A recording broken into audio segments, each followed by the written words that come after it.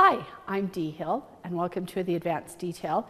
Today we're going to talk about how to remove a scratch from your paint.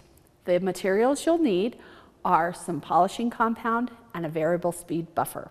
The first thing you need to do is to decide whether or not your scratch can be removed. Scratches are all different, but a rule of thumb is if you can stick your fingernail in the scratch or if you can feel the scratch, you're not going to be able to get it out with the buffer, okay? If your scratch, you can't put your fingernail in or you can't feel, you can probably buff it out.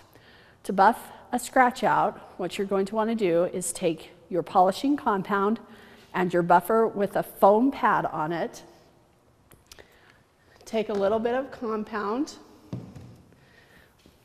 smear it around just a little bit.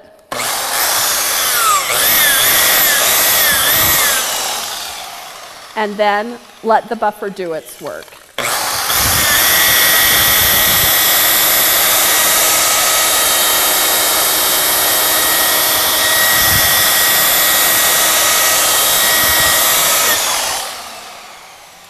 You can repeat this process as many times as you need to until the scratch is reduced to the point where you want it to be.